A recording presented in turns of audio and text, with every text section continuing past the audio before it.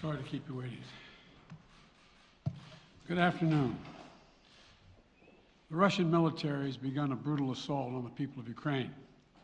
Without provocation, without justification, without necessity, this is a premeditated attack. Vladimir Putin has been planning this for months, as we've been saying all along. He moved more than 175,000 troops, military equipment and positions along the Ukrainian border. He moved blood supplies into position and built a field hospital, which tells you all you need to know about his intentions all along.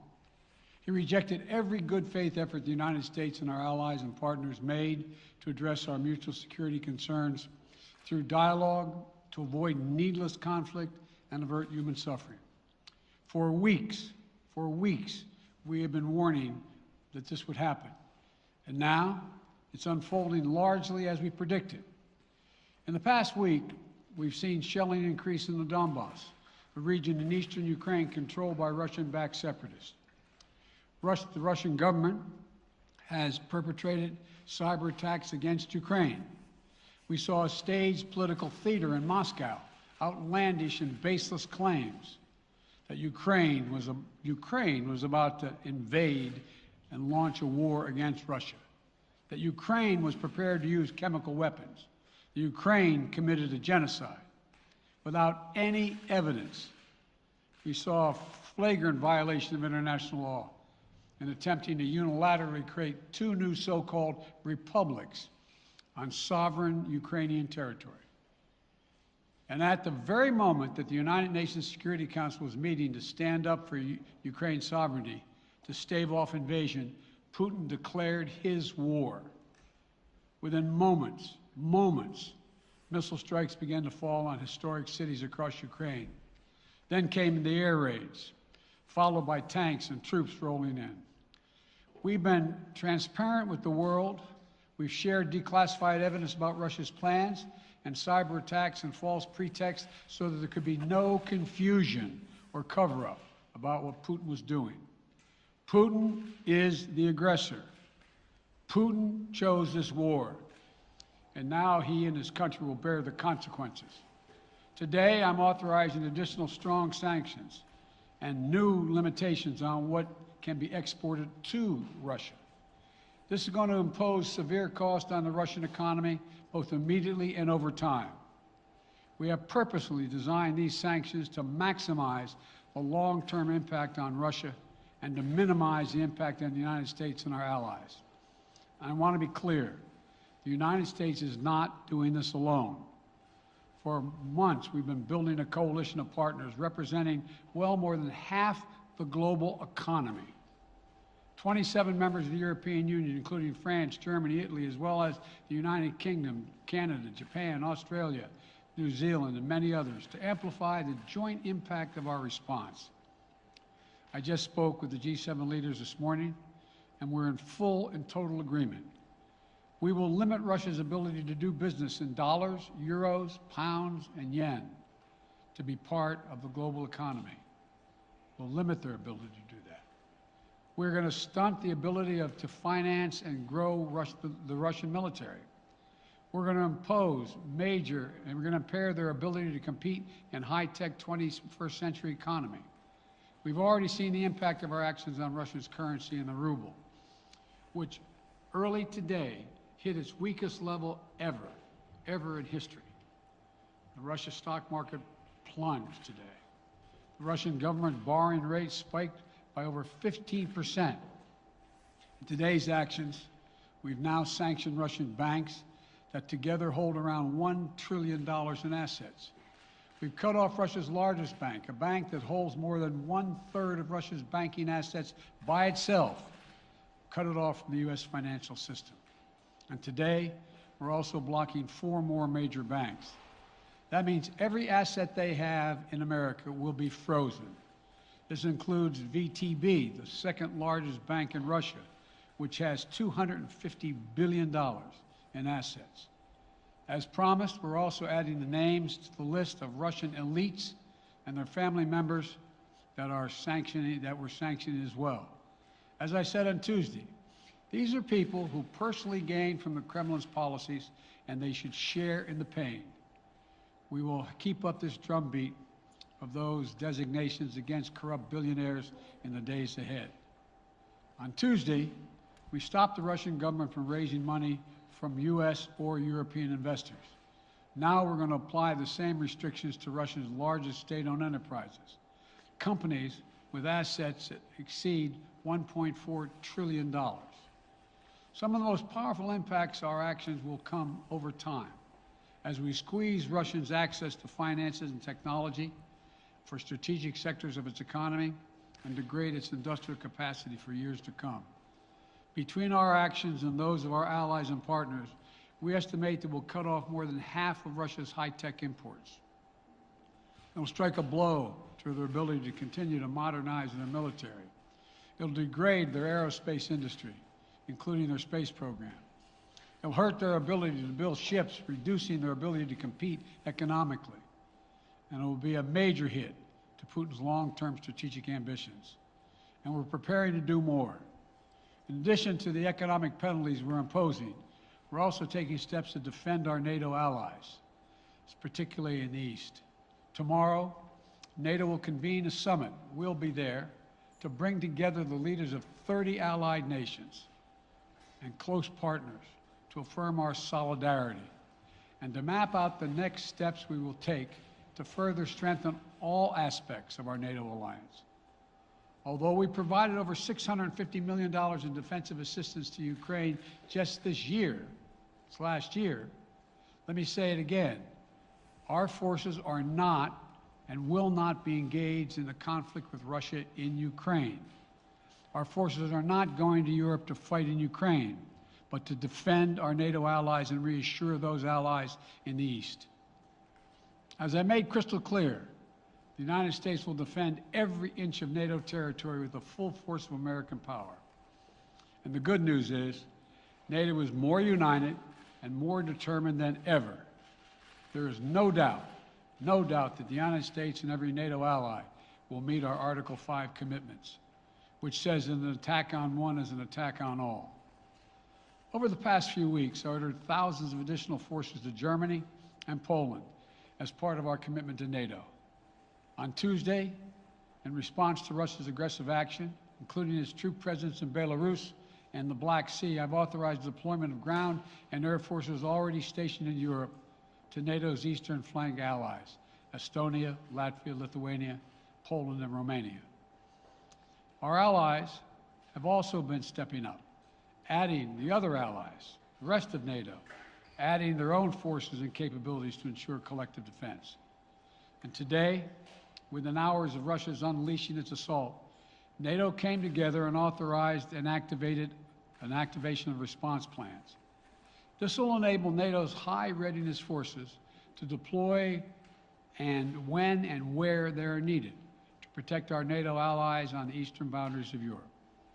And now I'm authorizing additional U.S. force capabilities to deploy to Germany as part of NATO's response, including some of the U.S.-based forces that the Department of Defense placed on standby weeks ago.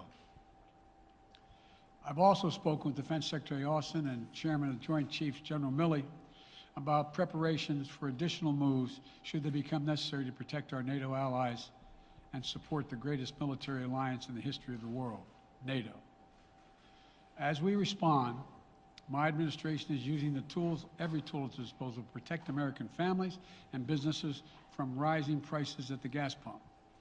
You know, we're taking active steps to bring down the cost, and American oil and gas companies should not exploit this moment to hike their prices to raise profits. You know, in our sanctions package, we specifically designed to allow energy payments to continue. We are closely monitoring energy supplies for any disruption. We've been coordinating with major oil producing and consuming countries toward our common interest to secure global energy supplies. We are actively working with countries around the world to elevate collective release from the strategic petroleum reserves of major energy consuming countries. And the United States will release additional barrels of oil as conditions warrant.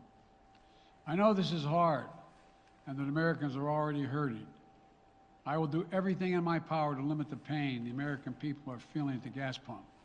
This is critical to me.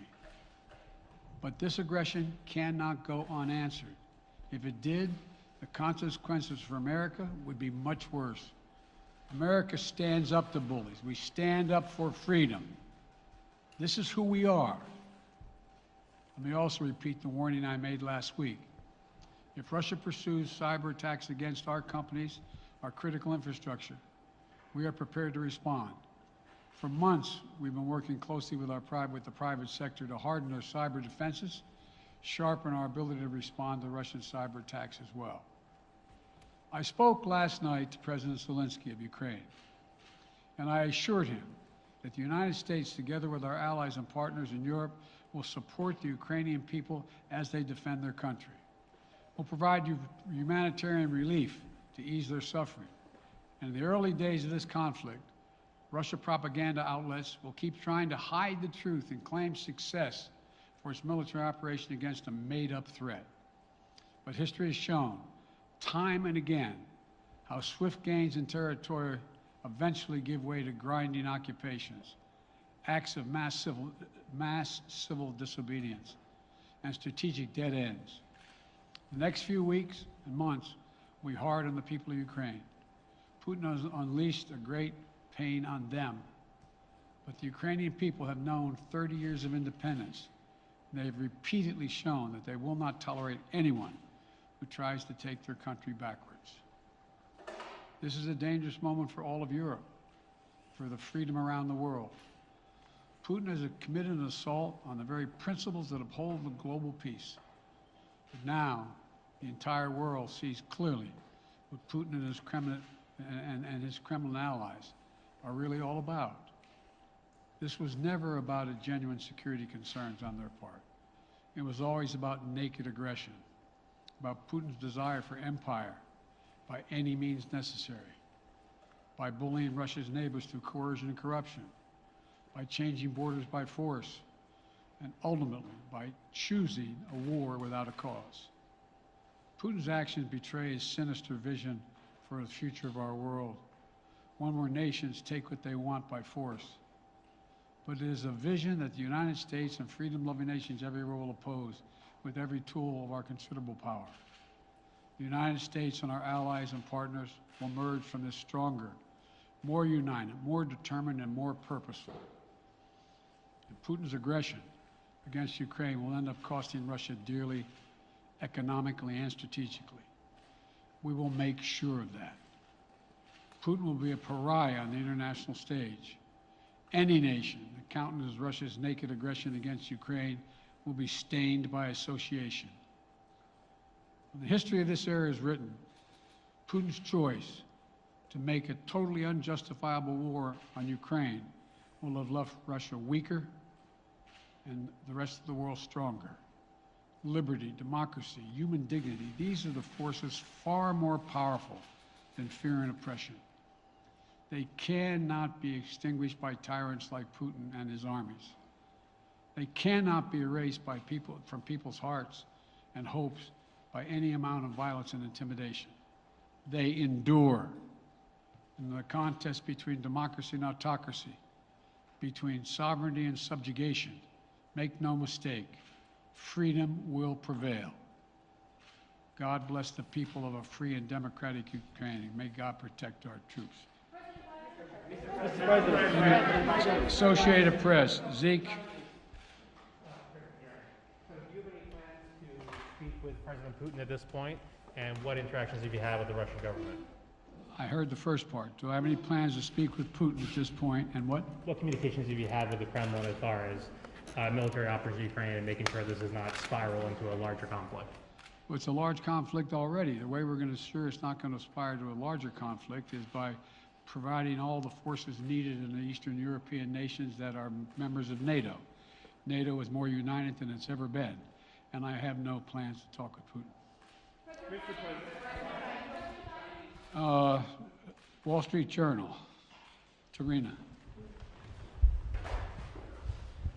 Mr. President, you didn't mention SWIFT in your sanctions that you announced. Is there a reason why the U.S. Isn't doing that? Is there a disagreement among allies regarding SWIFT and whether Russia should be allowed to be a part of it? The sanctions that we've proposed on all their banks have of equal consequence, maybe more consequence than SWIFT, number one.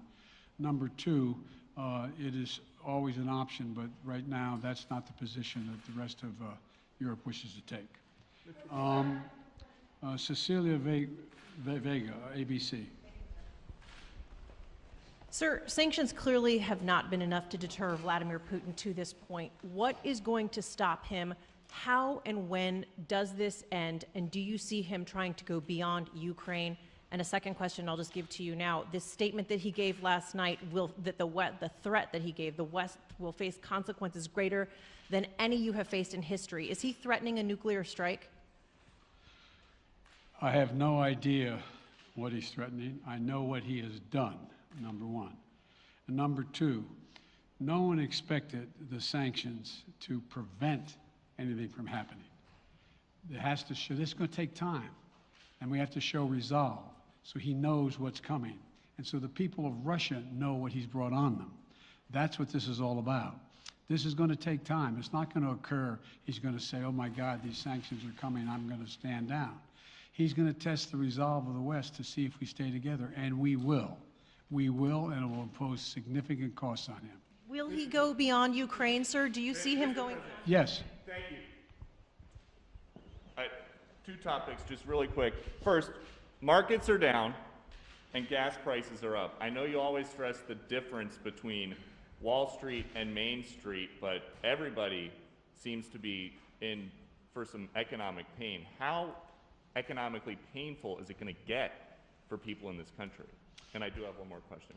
First of all, there's no doubt that when a major nuclear power attacks and invades another country, that the world is going to respond, and markets can respond all over the world. So there's no doubt about that, number one. Number two, the notion that this is going to last for a long time is highly unlikely as long as we continue to stay resolved in imposing the sanctions we're going to impose on Russia, period. What's the next question? I'm sorry. The next question is, did you underestimate Putin, and would you still describe him the way that you did in the summer as a worthy adversary? At the time, he was, I made it clear, as an adversary, and I said he was worthy. I didn't underestimate him. And I've read most of everything he's written. Did you read the, I shouldn't, I'm not a wise guy. You heard the speech he made, almost an hour's worth of speeches why he was going into Ukraine. He has much larger ambitions in Ukraine. He wants to, in fact, reestablish the former Soviet Union. That's what this is about. And I think that his ambitions are completely contrary to the place where the rest of the world has arrived. And with his ambitions, you're confident that these devastating sanctions are going to be as devastating as Russian missiles and bullets and tanks? Yes, Russian bullets, missiles, and tanks in Ukraine. Yes, I am. Thank you, President Biden. If sanctions cannot stop President Putin, what penalty can? I didn't say sanctions couldn't stop him. You've been talking about the threat of these sanctions for several weeks now. Yes, but the threat of the sanctions and imposing the sanctions and seeing the effect of the sanctions are two different things. They're two different things. And we're now he's going to begin to see the effect of the sanctions. And what will that do? How will that change his mindset here, given he's because attacking it will so Ukraine weaken as we his speak? country that he'll have to make a very, very difficult choice as to whether to continue to move toward being a second-rate power or, in fact, respond.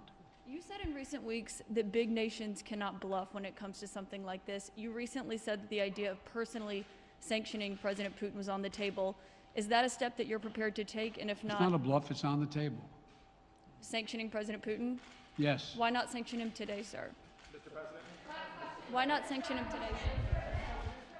Mr. President, if I can, you detailed some severe and swift new sanctions today and said the impact it will have over time. But given the full-scale invasion, given that you're not pursuing disconnecting Russia from what's called SWIFT, the international banking system, or other sanctions at your disposal. Respectfully, sir, what more are you waiting for? Specifically, with the sanctions we've imposed exceed SWIFT. The sanctions we imposed exceed anything that's ever been done. The sanctions we imposed have generated 2/3 of the world joining us. They are profound sanctions. Let's have a conversation in another month or so to see if they're working.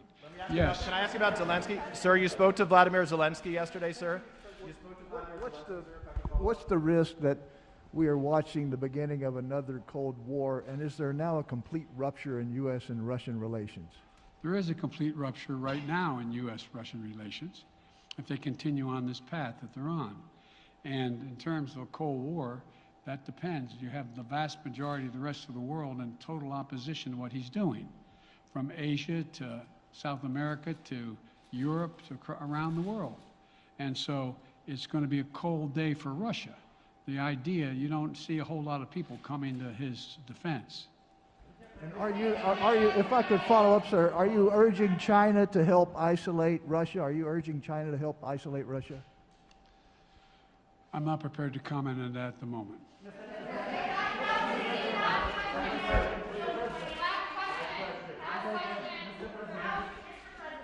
All right. No. Yeah. No.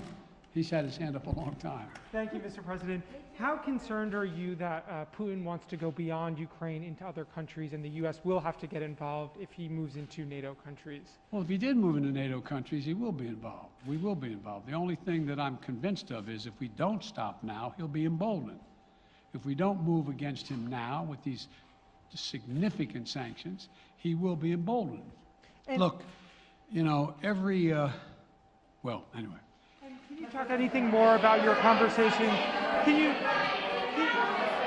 Mr. President.